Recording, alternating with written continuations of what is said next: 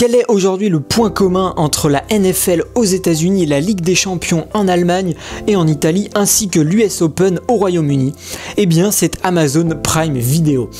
La plateforme géant du e-commerce s'est mise depuis quelques temps à manger avec gourmandise les droits sportifs de tous horizons, et notamment ceux de Roland Garros. C'est ce qu'on va voir dans cette vidéo. Tu es prêt? C'est parti!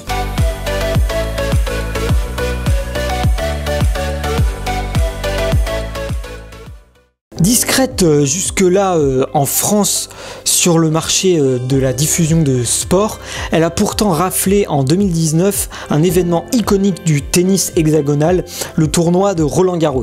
À partir du 30 mai 2021, elle codiffusera le tournoi sur cette terre battue avec France Télévisions prenant la place d'Eurosport au passage.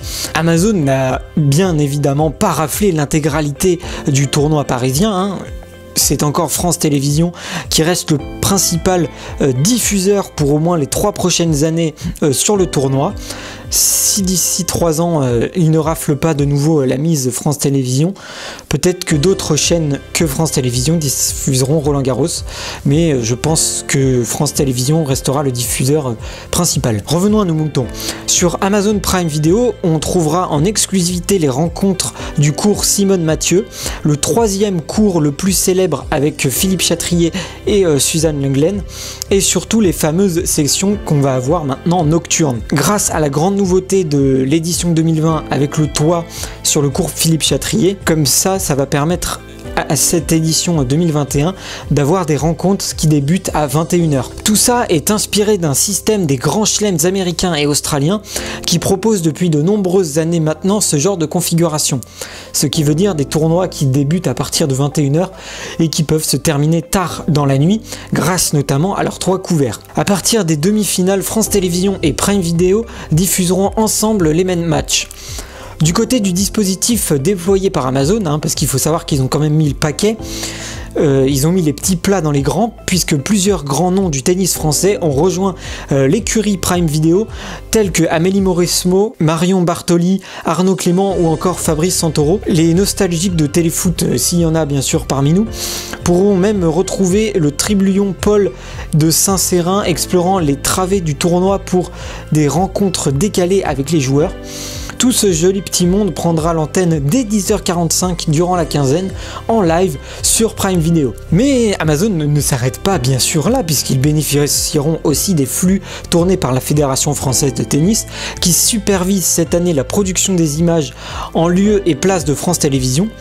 Donc malheureusement pas de 4K au programme pour cette année, mais du HDR et du 1080p au maximum, selon leur configuration personnelle à laquelle Prime s'adapte. Pour le reste, Alex Green, qui est le patron des sports chez Amazon, assure avoir fait appel à des équipes locales pour préparer l'événement, donc des équipes parisiennes ou franciliennes. La petite particularité qu'on retrouve sur Prime Video et qui permet à Amazon de se démarquer de France Télévisions est la fonctionnalité X-Ray.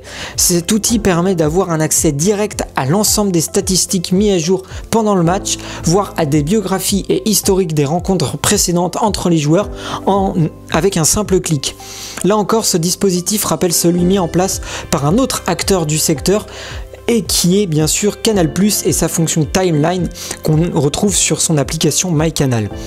Attention, X-Ray ne sera disponible que sur les rencontres en simple et uniquement dans la version de l'application pour les box Free TV et sous Android malheureusement. On ne pourra pas le retrouver chez Orange ou sur son Apple TV ou sur le site internet. Prime Video est un service inclus dans l'offre Prime au tarif de 49 € par an ou de 6 € par mois.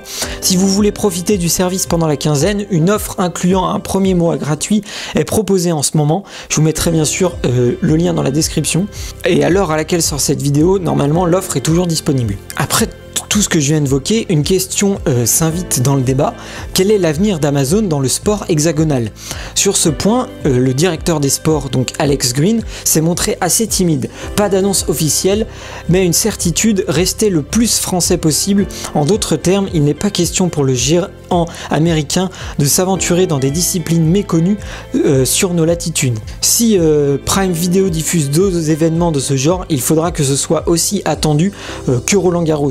on peut s'imaginer que ce soit par exemple le top 14 en rugby ou la Ligue 1 en foot ou des choses comme ça. En janvier dernier, la plateforme était d'ailleurs l'un des prétendants pour les droits de la Ligue 1, délaissé par Mediapro en vain. Aujourd'hui, personne n'a d'informations réelles sur une éventuelle tentative de Amazon pour diffuser la Ligue 1, alors que Canal+ ne souhaite pas acquérir l'ensemble des droits pour les saisons prochaines. Donc c'est une affaire qu'on devra suivre de près, puisque peut-être que d'ici quelques mois ou quelques années, Amazon deviendra un leader dans la diffusion du sport en Europe. On ne sait pas encore. Mais pour le moment, ça n'a pas l'air de se faire. Néanmoins, le patron des sports d'Amazon se montre pourtant confiant pour la suite en disant qu'ils ont beaucoup appris ces dernières années sur la diffusion du sport, notamment avec la Première Ligue au Royaume-Uni qui a été un moment important pour le groupe. C'est l'un des événements le plus regardés là-bas et c'est très bien passé pour Amazon, indique-t-il. Un moyen de rassurer les amateurs de sport français qui gardent encore un souvenir amer de l'expérience de Mediapro. Cette expertise technique couplée à l'engouement grandissant de Prime Video, Netflix et compagnie pousse Alex Green à estimer que le streaming sportif va devenir de plus en plus populaire dans les années à venir et qu'on va moins le regarder à la télé. Je rappelle néanmoins qu'en matière de tennis, aucun service américain ne sera jamais aussi puissant que celui d'Andy Roddick, qui est un grand leader là-bas aux États-Unis. Voilà, cette vidéo est maintenant terminée. N'hésite pas à me donner ton avis dans les commentaires, ça ferait extrêmement plaisir d'échanger sur ce sujet, comme d'habitude. D'ici la prochaine vidéo, n'hésite pas à t'abonner et à mettre un gros pouce bleu, à me rejoindre aussi sur les réseaux sociaux, tout est dans la description. Prenez soin de vous, c'est très important, faites de belles photos, de belles vidéos et surtout, vive les technologies et l'avenir. Ciao ciao tout le monde. Wouh!